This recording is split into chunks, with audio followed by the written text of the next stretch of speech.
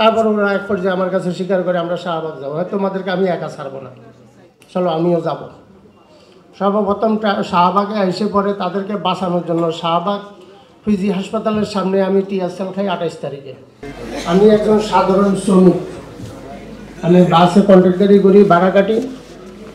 আমি আমার সর্বপ্রথম আন্দোলনে আসা শুরু হইল 18ই জুলাই। আমি যখন গাড়ি ছেড়ে আমি টাউন বিকাশ পরিবহনে ওই দিন ডিউটি করছিলাম, গাড়ি যখন বন্ধ হয়ে যায় আমি 4টার দিকে আসি মহাখালীতে। তখন সেই দিন ছিল যে আর্মিরা তখন দিছিল, আপনার কারফিউ দিছিল। কারফিউতে আমি সর্বপ্রথম আঘাত পাই, আমার পায়ে 3-4টা বাড়ি দিল আর্মি। আর অন্য কোনো জায়গাও ছিল না যে অন্য দিক দিয়ে আমি ঘুরে আসব। সেই কারণে আমি জীবনে কোনো সময় পলিটিক্স করি নেই, পলিটিক্সের সাথে জড়িত ছিলাম না, কোনো দলের সাথে না, আমি একজন সাধারণ শ্রমিক। তারপর আমার শরীরে একটা জিদ উঠলো যে এটা কি হইলো, আমি তো কিছুই করলাম না। আমি তাকে পরিচয় দেওয়ার পরেও আমাকে 3টা বাড়ি দিল। পরবর্তী সময় 19 তারিখেও আমি বাসা থেকে বাইরে, আমার ছেলে পেলে, আমার এক ছেলে এক মেয়ে ইয়েতে পড়ে, আপনার শঙ্কর, ওই যে একজন আবু ইউসুফ স্কুলে ক্লাস 9-এ, একজন হইল আলী হোসেন পাশাপাশি স্কুল, আমার এক ছেলে এক মেয়ে। তারা আমার এইসব দেখে তারাই এখন রাজনীতির মতো একটা মানে আন্দোলন সবাই যাওয়া শুরু করে দিয়েছে। সেই থেকে আমি মোটামুটি আন্দোলন সংগ্রামে আমি নিজেও যাচ্ছি।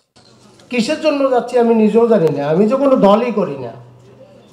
এক পর্যায়ে দেখা গেছে 28 তারিখে আমার ছেলে এবং মেয়ে আমার মোবাইল চুরি করে ভোর রাত্রে ওরা কথাবার্তা বলে ওরা চলে আসবে শাহবাগে। তা আমি বললাম, আমি বিষয়টা জানতে পেরেছি, বললাম যে তোমরা কোথায় যাবে আজকে? ভাই আমাদের কোচিং আছে। না স্কুল বন্ধ, আমি জানি, কোচিংও বন্ধ। বললো না আমাদেরকে যাইতে হবে, আমাদের ইমার্জেন্সি কোচিং আছে। আমি না, তাহলে আমি সহ যাবো। তারপর ওরা এক পর্যায়ে আমার কাছে স্বীকার করে আমরা শাহবাগ যাবো, হয়তো তোমাদেরকে আমি একা ছাড়বো না, চলো আমিও যাব। সর্বপ্রথম শাহবাগে এসে পরে তাদেরকে বাঁচানোর জন্য শাহবাগ পিজি হাসপাতালের সামনে আমি টিয়ারসেল খাই 28 তারিখে। টিয়ারসেল খাইয়ে আমার চোখে অনেক সমস্যা হওয়ার পরে যাই হোক সেই সময় চলে গেলাম। যাওয়ার পরে 2 তারিখে আমার ছেলে মেয়ে আবার স্কুল বন্ধ, কিন্তু স্কুলে এসে ওরা কিভাবে জানি নেটওয়ার্ক করে ওরা স্কুলে এসে সেই 15 নম্বরে আবার ওরা ছাত্ররা কমিশনারের পার্টির সাথে অনেকটা লড়াই মড়াই আমার ছেলেকে নিয়ে পরে আমি হাসপাতালে গেলাম। সে কয়েকটা বাড়ি খেলো, এটার জন্য এক্সরে করাইলাম, পরে আবার বাসায় নিয়ে গেলাম। এরপরে বললো তোমাকে যাইতে হবে না, যা যাওয়ার আমি যাব।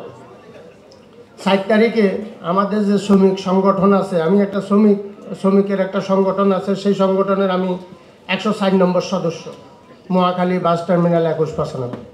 হ্যাঁ, এই সময় দেখা গেছে আমরা তখন ছাত্র এবং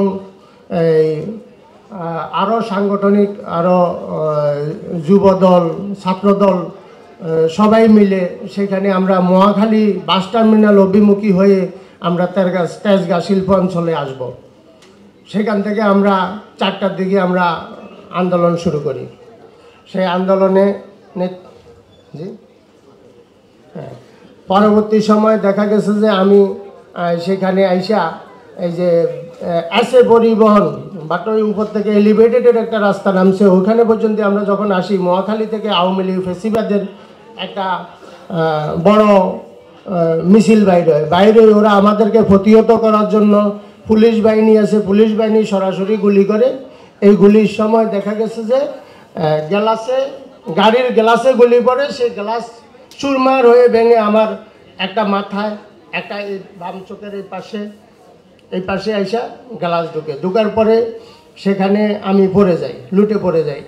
তা ফুটেজও আছে এটার, আমার মোবাইল তো হারিয়ে যায়, অন্যের ফুটেজ কালেকশন করা আছে আমার কাছে। আমাকে এলোপাতারি 10-15 জন একসাথে লাথি মারতেছে, ঘুষি মারতেছে। আমি শুধু আমার চোখের ভিতরে হাত দিয়ে আমি একটা ময়লা পানির মধ্যে আমি পড়ে গেছি।